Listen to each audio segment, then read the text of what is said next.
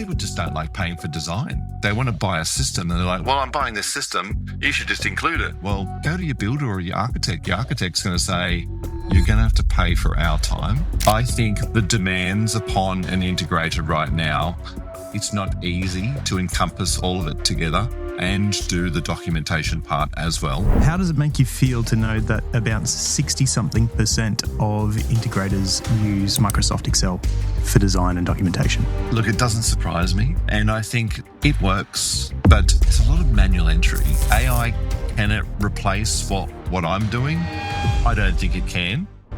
Are you looking for high-performance AV distribution that just works? Meet NetVo, a UK-based innovator delivering cutting-edge AV over IP, HD-Base-T, HDMI, USB, and Dante AVA hardware, backed by intuitive, license-free configuration and control tools. The NetVo 360 configurator and license-free NetVo Go user control app makes setup and user control effortless, while the open universal API and pre-built drivers ensure seamless integrations with Control4, Crestron, RTI, QSYS, and more. NetVo is exclusively distributed in Australia by Kordz Australia.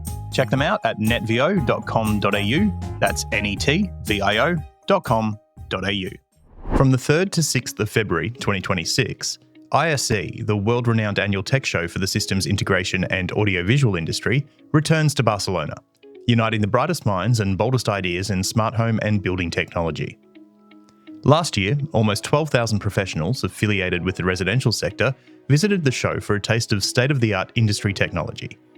As co-owner of ISE, CEDIA ensures the show remains the leading voice in residential solutions and home automation. Step into the residential and smart building technology zone at ISE, where visionary concepts meet real-world integration. And don't miss CEDIA's world-class education program, designed to give you the insights, skills, and techniques that are shaping the future of integrated living. Don't just keep up with the industry, push beyond and get ahead of it. Join us for ISE 2026 in Barcelona and use our special code, Master Integrator, for free registration at iseurope.org. That's Master Integrator as one word at iseurope.org. Today's cinema clients expect more, and with Coliseum, you can deliver. Through the company's new Spark program, when a vendor opts in, a dealer can get Coliseum designed cinemas at nearly half price. Spark shares the load between dealer and distributor, cutting your costs and creating stunning immersive designs, including 3D panoramic room tours that drive upgrades and close deals faster. Less wholesale cost, faster sales, Coliseum, the design and documentation wingman you didn't know you needed. Hello and welcome to Master Integrator, the podcast that celebrates the people, ideas, and innovations powering the future of smart home technology. I'm your host, Paul Skelton. Before we dive in, let me take a moment to thank our incredible sponsors who help keep this podcast running.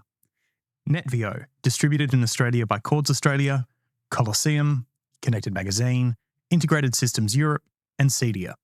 Your support means everything. Now, it's that time of year again. A few days before recording this episode, Spotify Wrapped dropped. And I want to say a massive thank you to everyone who's helped turn this niche little show about systems integration into something truly special. Here's what Spotify told us. Master Integrator was the #1 podcast for 30 of our listeners. We reached audiences in 14 different countries. We were in the top 10 podcasts for 82 people. Listeners stuck with us longer than 86% of other shows. And we were more popular than 91% of other new podcasts. So, if you were one of those 30 people who had Master Integrator as your #1 podcast, I want to hear from you. Send me a screenshot and your postal address to info@masterintegrator.com.au and you'll go into the draw to win some official Master Integrator merch. And while I've got your ears, let's talk about ISE, Integrated Systems Europe. Yes, I know it's in Barcelona, and I know that's a long way from Australia, but hear me out. ISE isn't just a trade show. It's the meeting place for the global systems integration community. Every major technology brand is there, every global trend is represented, and every conversation you'll have could be the one that changes your business forever. Whether you're looking for new suppliers, inspiration, partnerships, or just a chance to see what the rest of the world is doing, ISE is where it all comes together. So make the case to your boss or yourself and book the trip. You definitely won't regret it. Now, on with today's episode. I'm joined by Paul McLean, founder of Coliseum, the platform that's changing the way integrators handle design documentation. Paul started out on the tools himself, worked in the supply chain, saw a gap in the market, and built something better. Today, Coliseum supports integrators across Australia and around the world with tools that are fast, standardised, and genuinely built for the realities of the industry. In this conversation, we talk about how Paul made the leap from integrator to platform creator, the pitfalls of bad documentation, how Coliseum Spark program is supporting suppliers and integrators alike, and why great documentation isn't just about compliance. It's about confidence, professionalism, and scale. This is Master Integrator. Here's Paul McLean.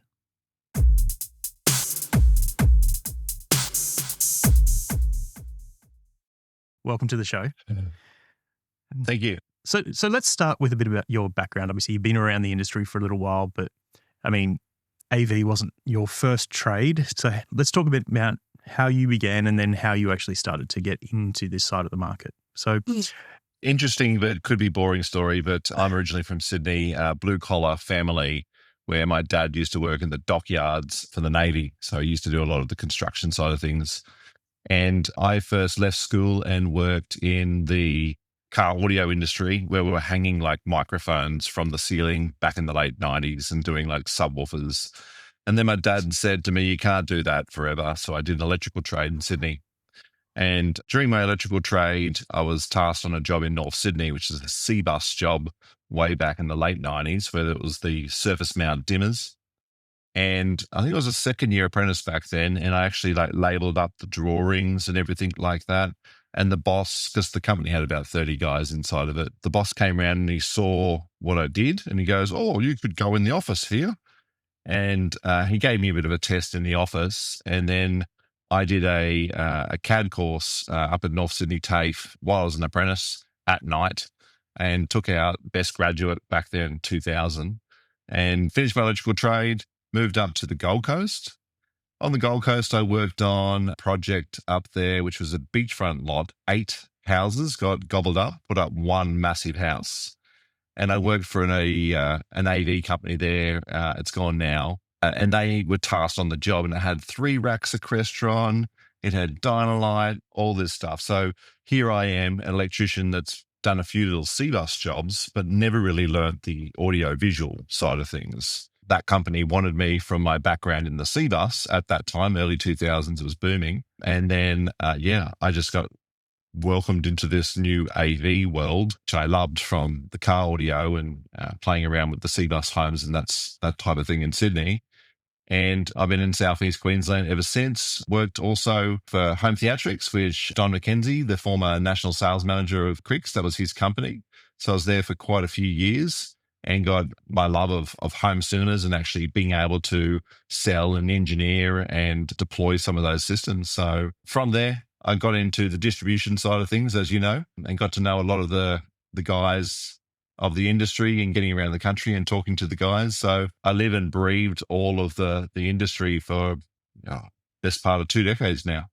So what made you ultimately decide then that you wanted to go back into documentation? Obviously, as you said, you moved across to the distribution side, but obviously that's not where you are now. So what led to Coliseum? What kind of sparked that interest and made you go, this is it, this is the future?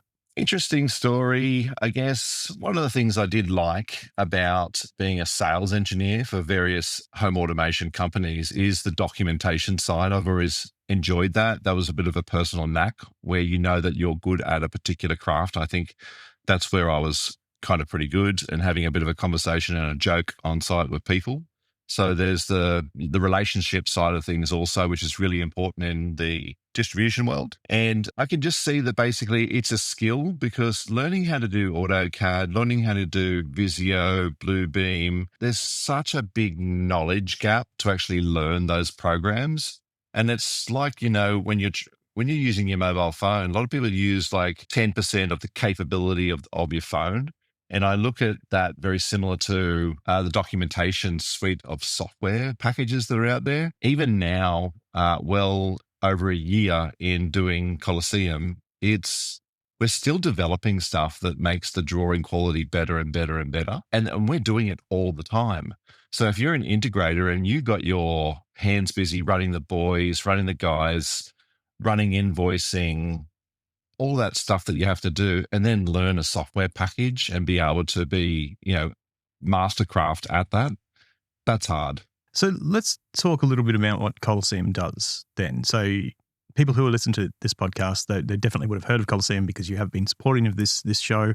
You were obviously at the CEDIA Tech Summit last year, and you have really been kind of hitting the ground and getting your name out there. But if there is someone listening who has heard of Coliseum or just heard of Paul McLean, what is Coliseum and what are you actually doing? Yes. So Coliseum was just by the name, Coliseum. It's just a bit different. One of the slides I used to do years ago is I used to put up an image of the Colosseum. I used to ask everybody, what is this? And everyone would say, oh, that's the Colosseum. Okay, yeah, but why was it built? And that's where our catchphrase comes from, built for entertainment. So I guess Coliseum is there as a white labeled service.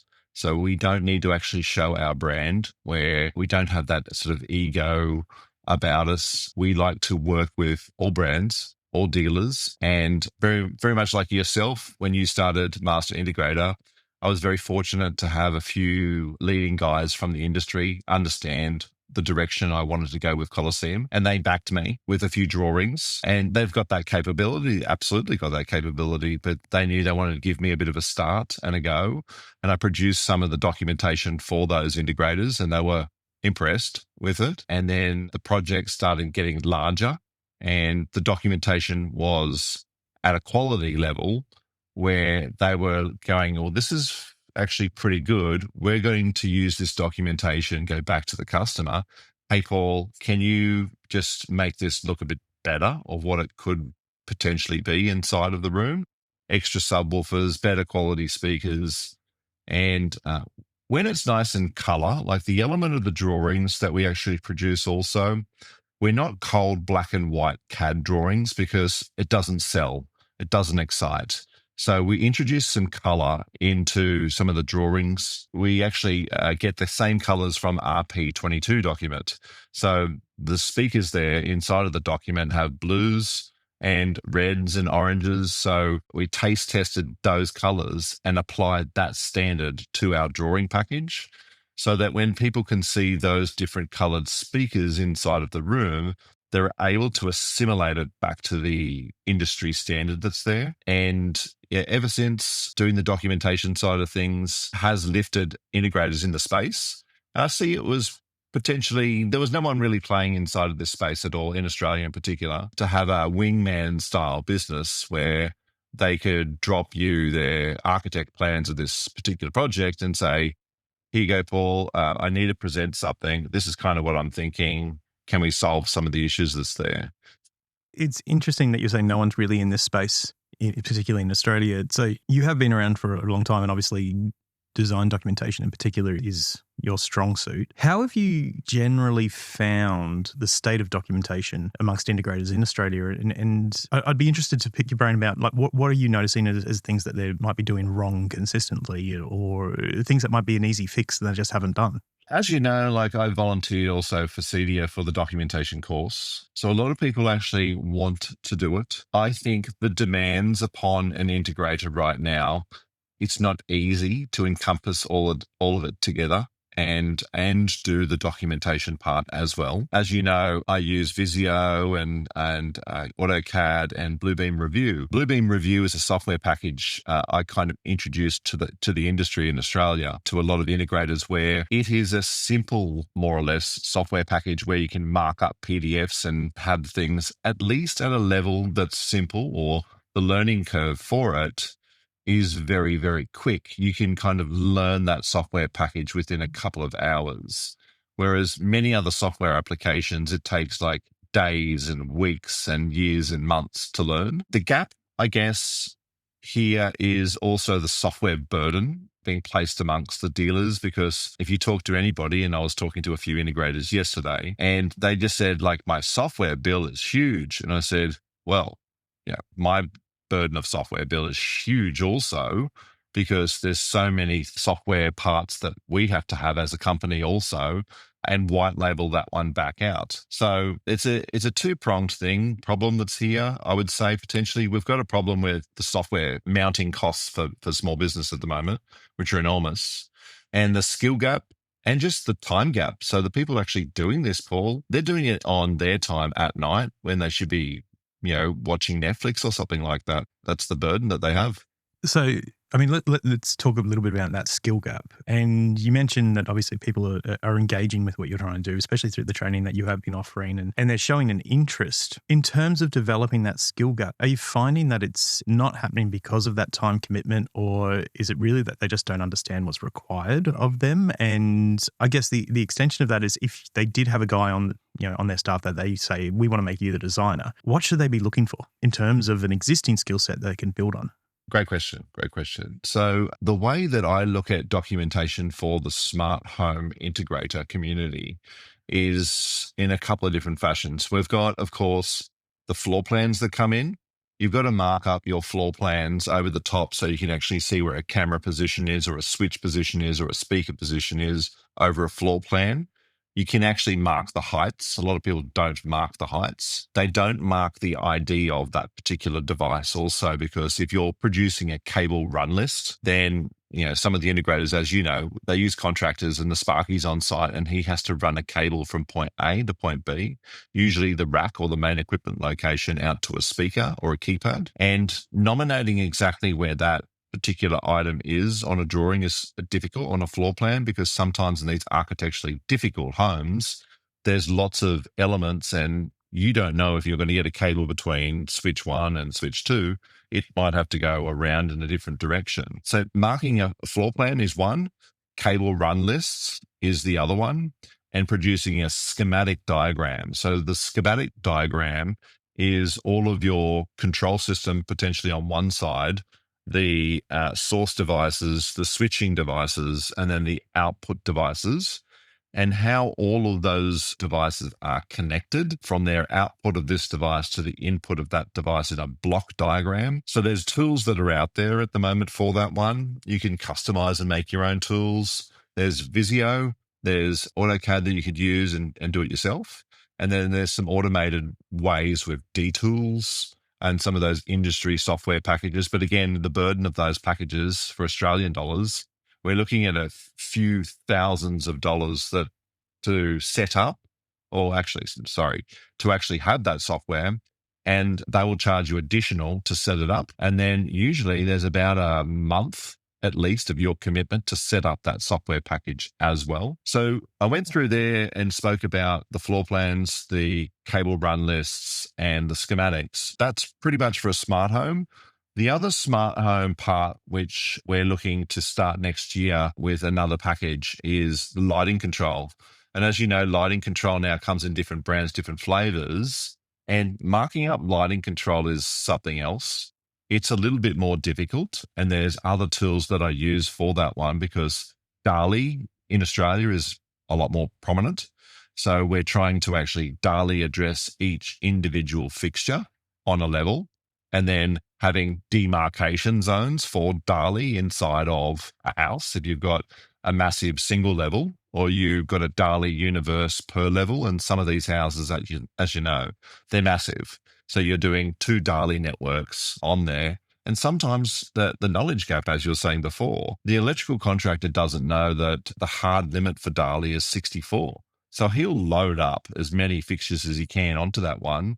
And most people that have done DALI, they're like, whoa, stop at 50. Give yourself some breathing room so you can swap some fixtures and that type of thing that's there. And maintaining that one also is another sort of issue with the industry, because I know nearly 8 or 7 times out of 10, light fixtures always change on a project. So you need to be able to have something that's fluid and changeable, and being able to have a platform that can suit that, and being able to produce your as installed drawings, because that's going to be a part of your handover documents. And for the 3D in the home cinema designs that we use a combination of Revit, AutoCAD, and Rhino. So we're moving a little bit more towards commercial platforms that have BIM, or building information modeling, built into it. so that we can extract what the data that we've got inside of a 3D space and split it into a spreadsheet, that type of thing. So long-winded answer, but that's the package and the challenges that the industry's got. You mentioned the 3D renderings that you've been doing, and I know that's one of the first things that you showed me that kind of made me stop and think, okay, I think this definitely has legs with what you're trying to do. To me, it's almost like you've created immersive drawings or immersive renderings for immersive cinema. So how have you found that integrators have actually used that to then sell these immersive spaces, which is, I mean, that's kind of the it thing now is immersive entertainment spaces. So how has that worked out in the actual field? It's been a big game-changing part of what Coliseum's done. Because we're not cold and that black and white standard that everybody can produce and architects can produce, one of the greatest things that we'll be able to do in-house is have the 3D model that's there and then toss that 3D model into a rendering program and then bring to life what it potentially looks like. And this is really good for the customer, stakeholder, architects. When you're able to show that one in 3D, and let's face it, a lot of the customers building a house, you've flicked to the page of like, oh, what's it going to look like? You know, the rendering pages. And these rendering packages now, as you know, are outstanding. And the other part that is unique that Coliseum brought to the industry is rendering, but the 3D virtual tours. So once we've rendered inside of the rendering program that we've got, which sometimes can take a couple of hours to set up, because there's some advanced lighting inside of those with LED strips. You've got to get the right color temperature out of the strip, placing it, get the right beam out of it. So the lighting inside of a closed room is actually very difficult to do inside of rendering. We're able to do 3D panoramics, which is they look odd as a individual image, but you can put that into a separate program. And I think that's the immersive part that is really cool, because you're able, and I've probably flicked one to you before to have a look around. You can look at it on your phone and sort of move around inside of the space. It's not a VR experience where you could potentially fall off your seat and fall over because, you know, you're not aware of the environment. It's somewhere where you can send a link, just a straight URL link. Could be on a phone, could be on an iPad, could be on a desktop.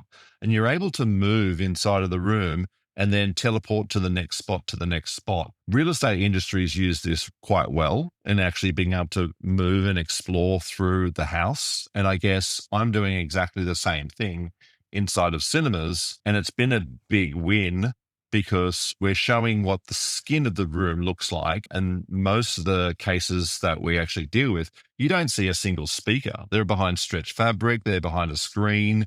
So it paints a very good picture of the outcome, and it enables the buy button of the customer a lot quicker.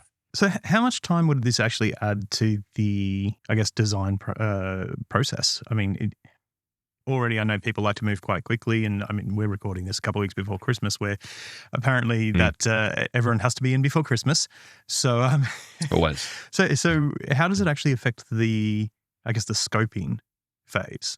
So I've got a project, actually, let's just talk about one that's happening just now. So this particular dealer, prominent, CEDIA member, awesome, very capable person. We have a particular room that he's given us, and from the hallway, you enter into this particular cinema room, and they had an idea of where the door was to then drop down into a sunken area of the room and have the seats at the back.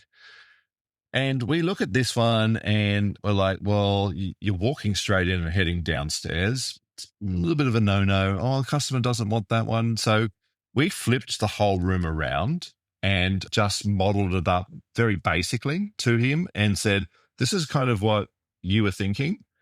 This is kind of like what we're thinking. And now this works better to entrance into the room and need to gain access onto the same level of the room. It's architecturally better. Easier for you to make. You don't have problems with building codes and stuff like that with the steps and entering into the room. And that's really good because you can't really get that troubleshooting. And so he tossed it off to the customer. Customer loved it. We progressed from there. And then basically made up a pitch of the room and some elements inside of it, where speakers are going to go, how big a screen was. And pretty quickly for that one, we needed a decision on that. So we did hit the render and do a very basic render and a 3D of the room. And then customer loved it. He's now a lot more excited, understands the benefits and the merit of the orientation switch of the room. So what I love about documentation and this 3D immersive and rendering is it's a fantastic communication tool. It communicates exactly what we're going to do before we've lifted a wire inside of the room. I mean, you have gone global very, very quickly. Are you finding that the challenges that you're seeing within the Australian industry basically replicated elsewhere, or are we unique and special in our own little way? I don't think so.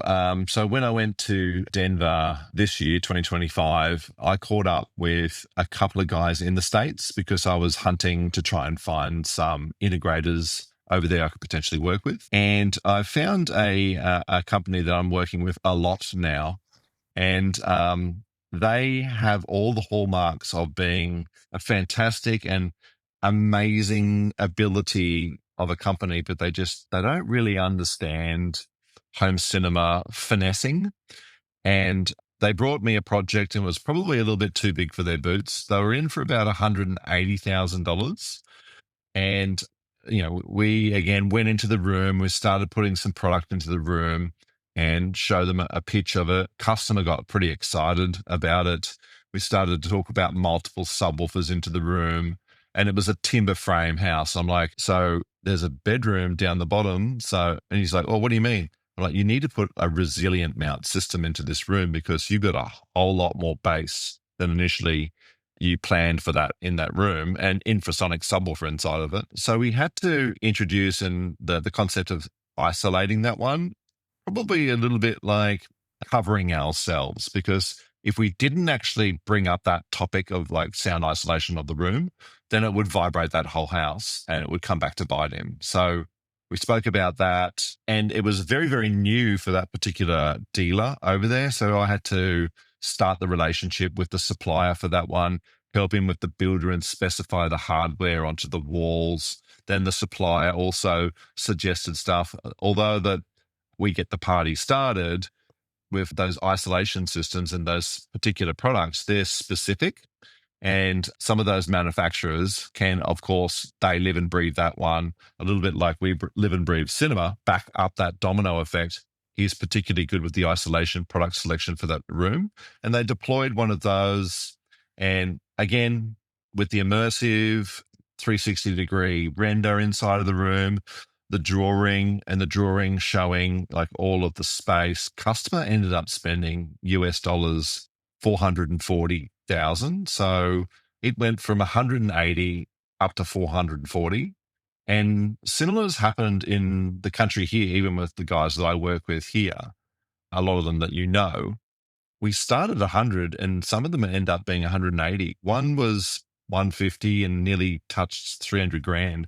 It's the way that you present it, and it's entirely up to the customer if they want to spend it or not. I don't want to force feed that, but if you're creating an environment that they like and then they can see the outcome, they're excited and they're spending money, and if they've got the money to spend down there, let them spend it, because that helps the distributors, the vendors, the people making the product, wherever that is around the world, and the dealer, and more cables, more speakers.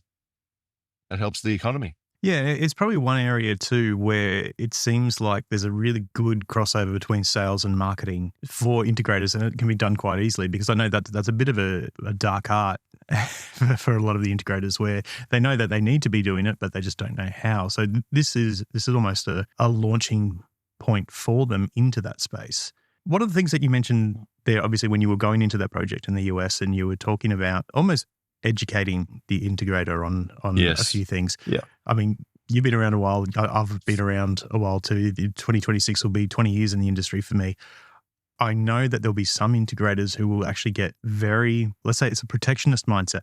They get very funny about being told what they might not know. So how are you navigating that education process without kind of going in there and almost making it the Coliseum show? Yes, you have to be kind of a little bit delicate and protective of some of the egos and personalities of the industry. As you know, it's a bit of a magnet for people that are protectionism. I don't disclose who we work with, but who we work with is some of the more elite people of the industry. And I guess I like this part of this conversation, Paul, because when you start and you think you know something, and then you work out very quickly that you don't know. And every day is a school day inside of this industry. It's not something where you've got a standard brick, and as a bricklayer, you're laying that standard brick for the remainder of your career. We are doing, an Ethernet switch that's 10100. Now it's a gigabit. Now it's like 10 gig. Now it's optic fiber. It's constantly changing all the time.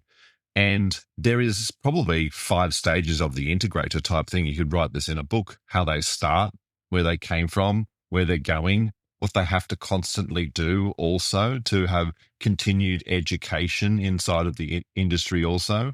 But they've got to want to be able to absorb and soak in some of the information that you've got from the vendors, learning themselves, grabbing a black box, putting it in the garage, trying it out yourself. And to answer your question about how it's perceived inside of the industry, I'll probably say this. Some of the people that we deal with now with Kolosseum, they have full capability of doing this, but they are such seasoned inside of this industry now. They are so mature. They see the level of detail that we can produce. And because they're so seasoned and mature, they just go, it's good. Can I just hand this off to you? I sign this NDA because this job, no talk about, I know we get those jobs. And they just hand it off because they want to be an effective soldier. So when they hit the battlefield, they're dealing with what they have to deal with throughout all of their daily life, where customers, supply chain issues that they've got, servicing issues, they've got enough to deal with. And they know and understand that if they can confidently push this off to the side and have a drawing package, an engineering suite that looks exactly like them, so they look like the hero, that's where I'm having success.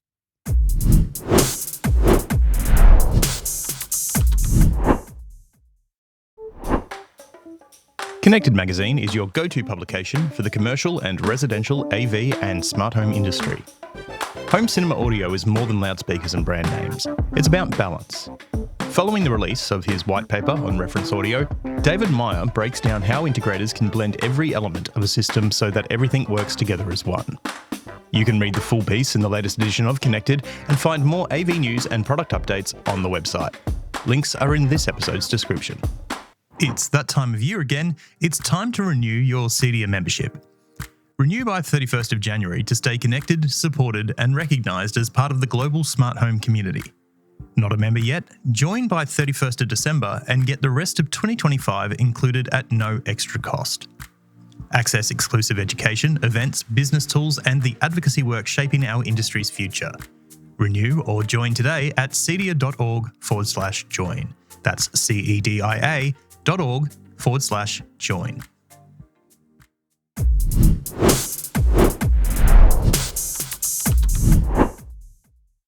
Yeah, it's interesting because a lot of what you're saying kind of aligns with some of the conversations we've had. Obviously, I know how important education is to you, and you've been very heavily involved, not just in delivering education to CEDIA members, but also as part of the apprenticeship and workforce development working group that we've been working on for the past couple of years now. I'm wondering, on a personal level, which type of job do you get more out of? Do you prefer those jobs where you have those elite integrators coming in and say, just kind of do this? Or do you actually prefer the younger integrators coming in that aren't necessarily confident, and you have that education opportunity to kind of help them and get more confident in what they're doing? I like both. I've had a few apprentices over the years, and I've had those apprentices call me back when they're tradespeople sometimes and say, Paul, remember when this happened, I did this today. And I just wanted to say thanks for, you're probably a different tradesperson where you spent the time to teach me how to do this. I enjoy imparting what I know because I got so much from this particular industry in the early 2000s being a part of CEDIA and did, courses with Len Wallace back in the early 2000s and stuff like that. So it's a part of me and my personality to try and give back to the industry. Also, as you know, part of the APAC judges this year, that was an enormous taxing part of my time to actually go through and do the adjudication and checking everything out. Volunteering is important. It's hard. And as you know, a lot of these guys are running businesses, growing businesses. They could spend their time growing their business. They could be watching Netflix, but they're sitting behind some of the meetings that we have to try and step this industry forward, because we're trying to go 2 steps forward and sometimes it's 1 step back, but at least we are making progress. So I do like helping out the people that are green and fresh into the industry. I enjoy doing that one. That's just a personal thing there also. It's a lot more time investment for me and difficult and has its challenges. The seasoned integrator is super easy, but sometimes the seasoned integrator also neglects a few parts of the project, and that's where we've got a bit of a different mindset when we're approaching it, where windows, curtains, air conditioning systems, and how to solve some of those issues on the job. So some of those points, I'll review the documents in detail because it's like you're living and breathing inside of the space a lot. I'm able to actually write a bit of a report for those integrators and say, hey, Bob, when you go to that meeting and present this document, so it's a preliminary, the air conditioning is here, but you might actually see if you can talk about a penetration over here and run the ducts over here and then move this here, talk about these things during the meeting, and then say that we've done this and we want to extend the seating tier here. The architect's got it there and I understand it, but it's actually acoustically bad spot for the head positions. They're going to be sitting inside of a null and they'll complain to you about the audio quality. And then everything in the room that's not as good performance is going to reflect on you, where we're trying to actually flag that as a bit of a no-no. Now, architects don't know that. That's not their wheelhouse. They know how to make things pretty and sizes of everything, but they don't understand some of those unique considerations for the room that just get overlooked and then everything falls down. So are there areas or topics that you think integrators, particularly the new ones, or even the more established ones if they've been around and self-taught, but are there subjects and topics where you think that they should really be focusing in building their skill sets and that will actually help them with the design documentation phase? I think so. I think you can see a lot of this happening now from software applications. One in particular I'll mention, which is Lutron, which is a lighting application. Lutron is tagging along some design documentation with that one. I've also noticed a few other brands. Ubiquity is able to scan some of the rooms that you've got. So you have a software vendor that understands that you need to communicate something specific to the project. And it's not just a bunch of Word docs or tables or something like that. The documentation needs to come along for the party. So we're seeing that from the vendor. And then because you're already using that software, the integrator can now utilize some of that software. But as you know, they're master chefs.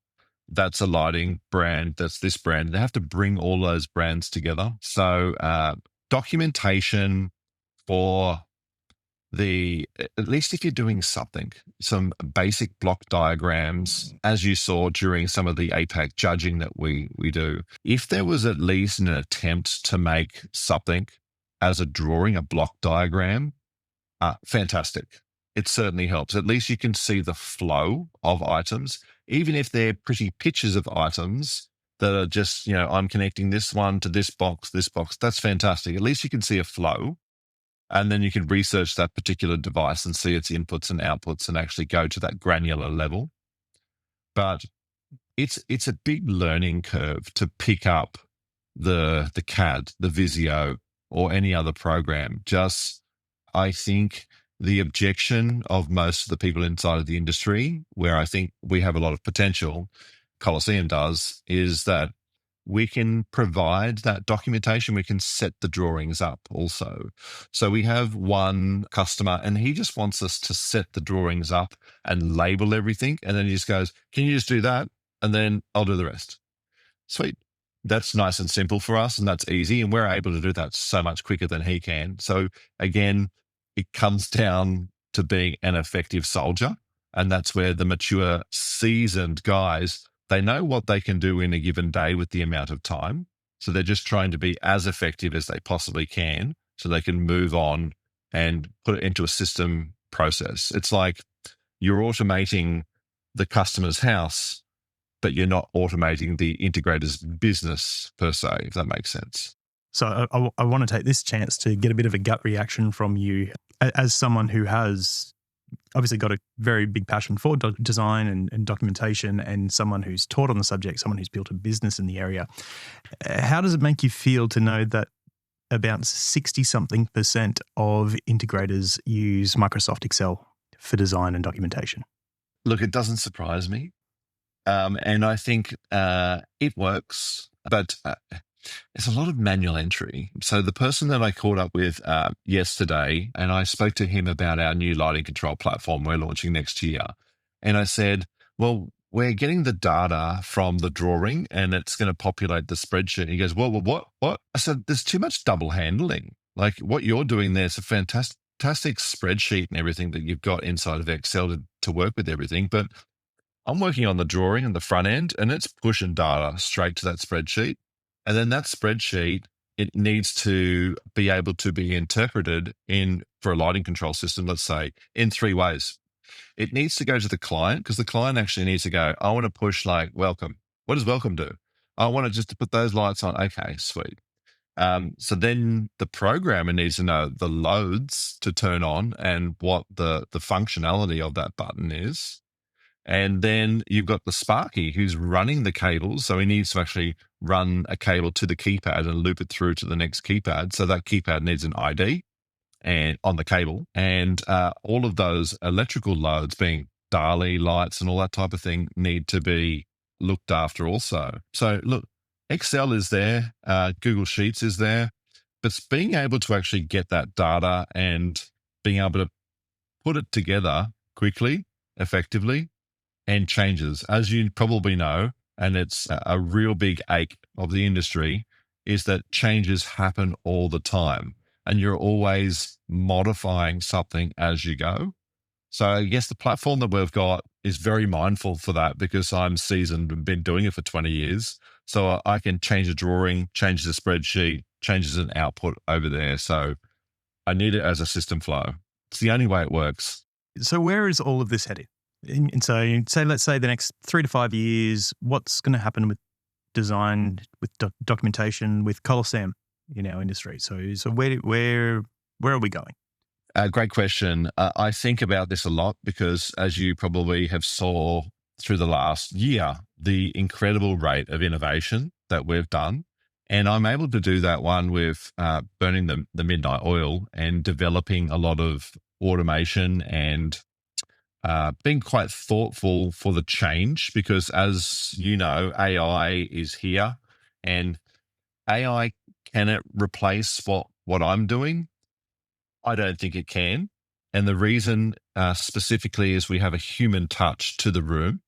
That project I spoke about before in flipping the room, AI wouldn't know to actually do that. It takes human creativity for that one. Architects right now also introduce a lot of curves and round things into rooms and they become quite troublesome. And as you know, CEDIA did purchase a home theater design tool. And then that one's gone back to its owner now. Like that particular tool, fantastic tool, but it was designed to automate square rooms and basic rooms and be able to give you basic parameters from the room. And that's a great tool. And a lot of our customers actually use that tool and they go, I started with that tool. It was great, but like it gave me probably too much information. I said, sometimes it can give you too much information. And then you've got a room where you need to make choices also inside of that one. And you can't do that one inside of an automated tool. You need flexibility that's there. In terms of where the industry is going, I think the software applications now, because I can see programmers now are becoming programmers, they're configurators. And then now the automation, like the Crestron Control 4, Elan, those type of guys are utilizing AI inside of it. So you're nearly going to be able to say, it's a Sony this is the IP addresses it's all on. And using an MCP or an interface like that one back into those applications, it will connect all of the dots and practically make it work. So I can see programmers potentially their jobs are going to go.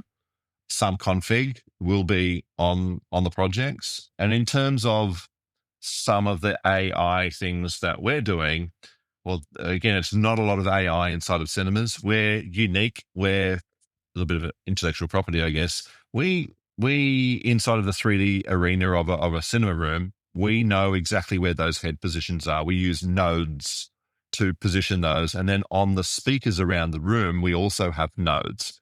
Those nodes are into RP22. So we can actually report back to a spreadsheet. And like I said before, we don't want to be doing manual calculations of drawing a line between 8 different heads and 16 speakers inside of the room.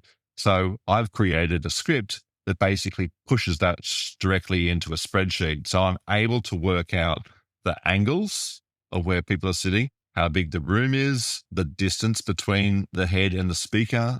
Thus, I can work out the propagation loss. If I input the speaker's detail, like the sensitivity of the speaker, and the amplification that's involved, I know distance, so I can work out SPL.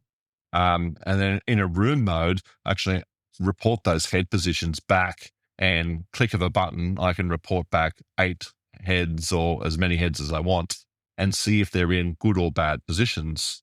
So, but I have to continuously change those positions to make sure they report back in good positions acoustically inside of the room. No one really does that, and I understand. That's a manual thing, but I'm using automation for that one. So I think that potentially can be brought in.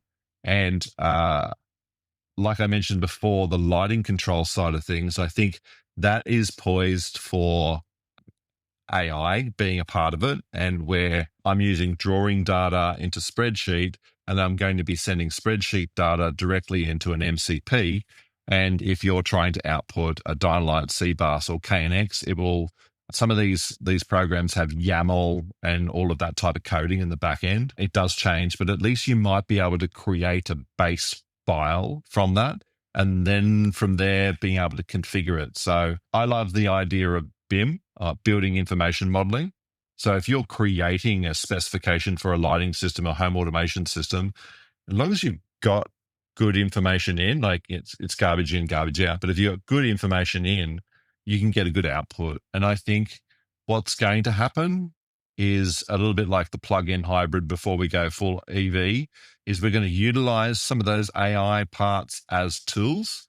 And then those tools will eventually make them their way to being automated. You know, you'll specify hardware, it'll program it for you. All you have to do is just take it out of the box, give it an ID, put it on the wall. So you mentioned BIM there. I mean, the last time I probably really looked at BIM I was still at Connection Magazines, and we were writing a story. At that point, it was within the plumbing sector.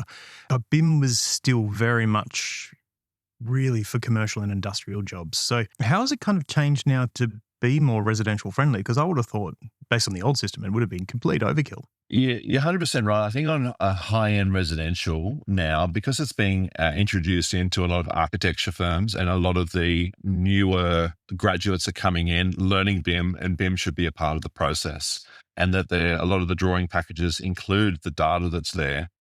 The BIM part now for high-end residential, because that's where the applications are being used, where stakeholders, being electricians, plumbers, HVAC clients, can actually go into a drawing set and actually make comments inside of it. And I'm seeing a lot of that functionality coming into various software applications, but those software applications know that not everybody knows how to use that software application. So it needs to be in the web. It needs to be easy to navigate.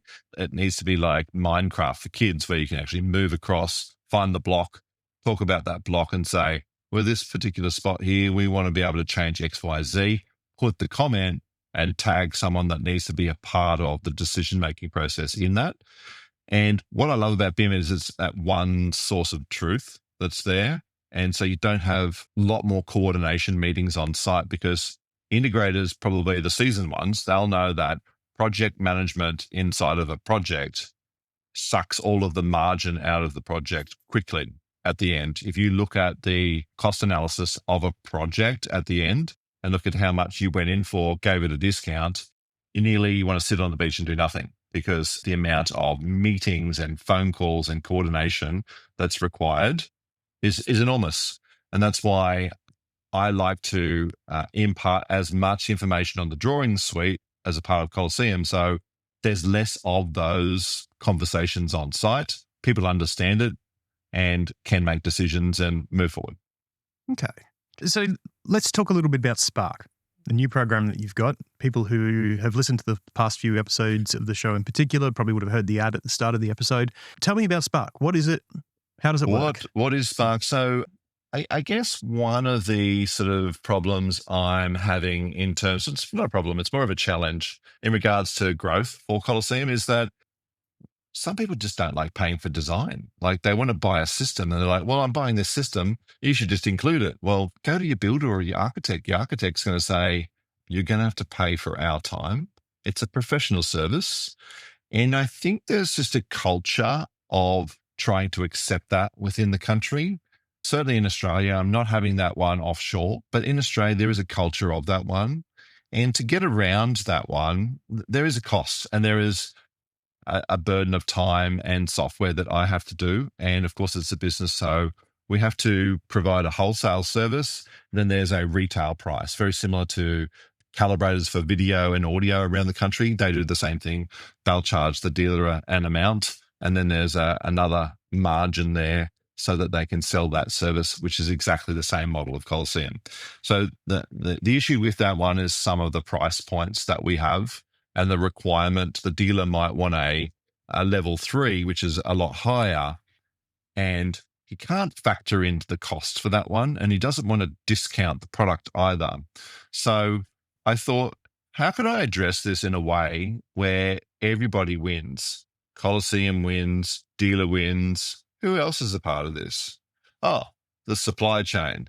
So, and usually the big one is the speaker company, and they've got healthy margins inside of speakers. And so we've approached a couple of manufacturers, which will be announced in due course. But it kind of makes sense. We're now going back and getting the vendor-backed support for the drawing package. This doesn't put the burden totally on the integrator.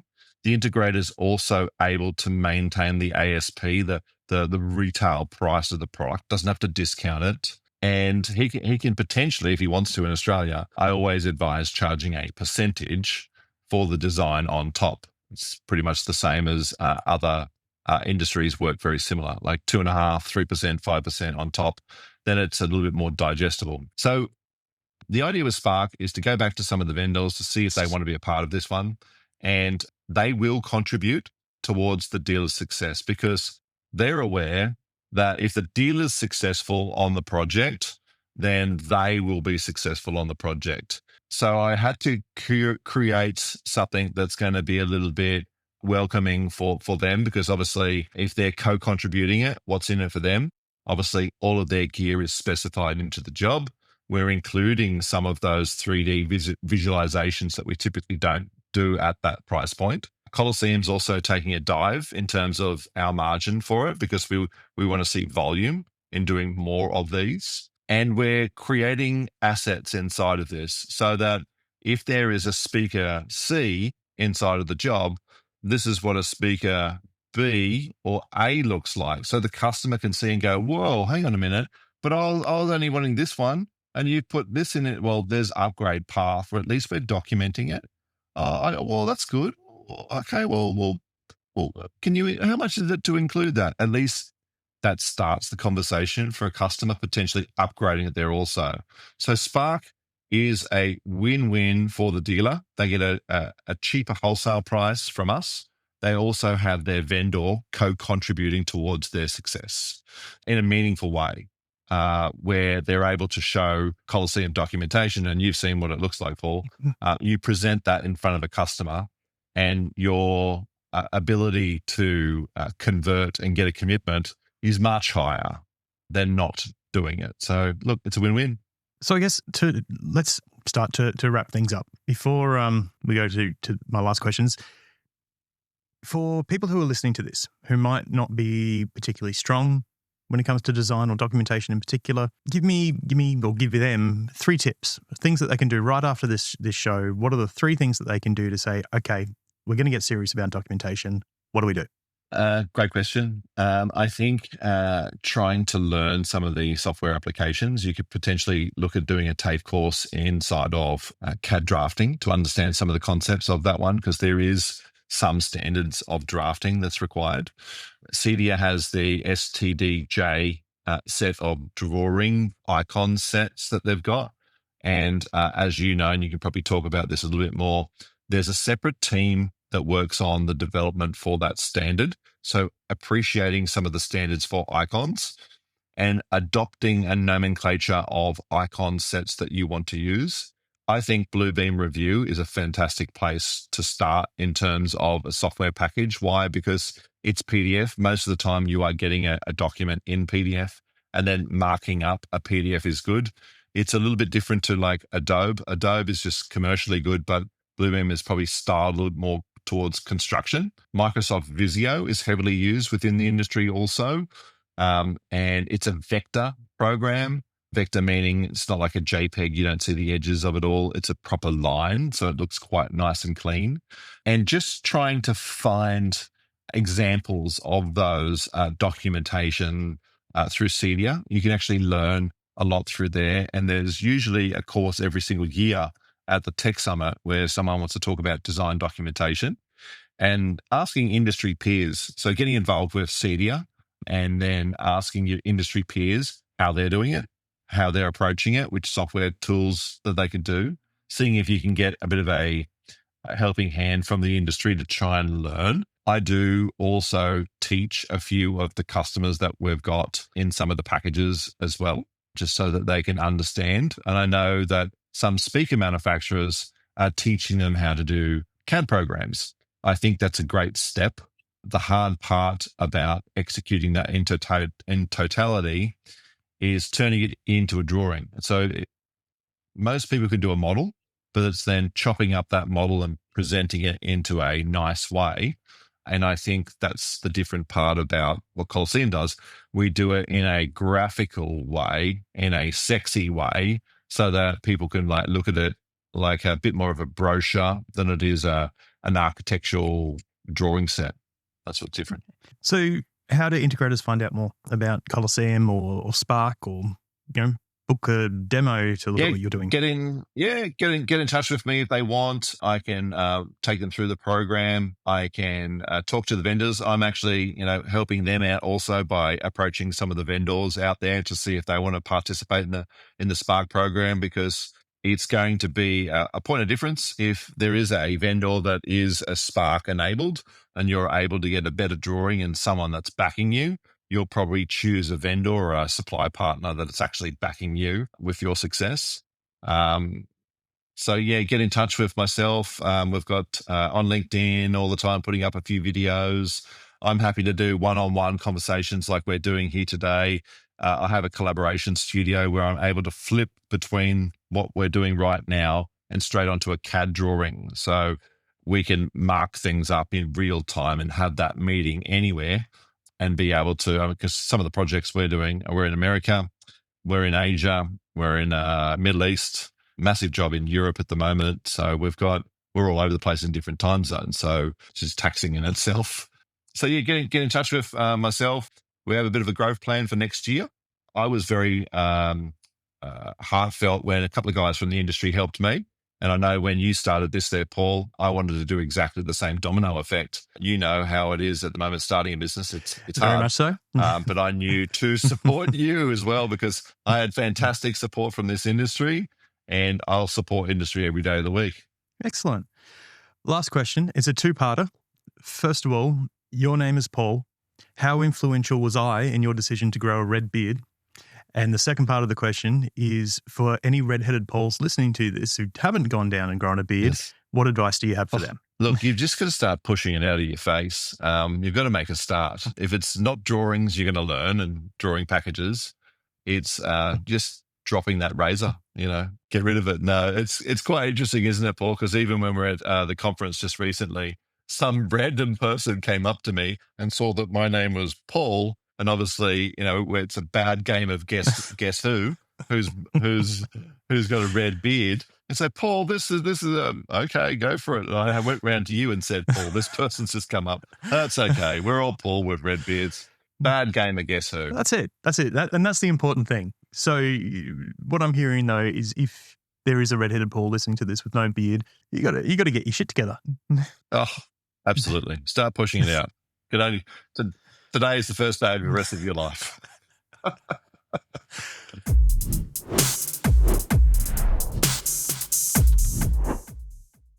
A huge thanks to Paul McLean for joining me and for pulling back the curtain on a part of the job we often overlook.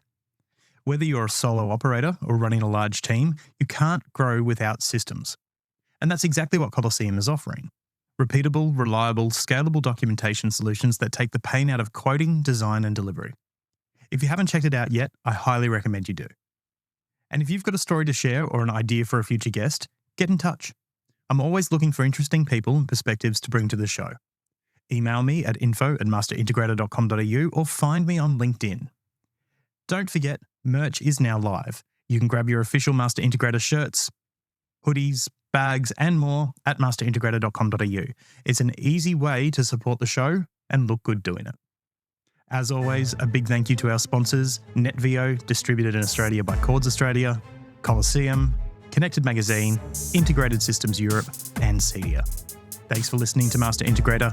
I'm Paul Skelton. I'll see you next time.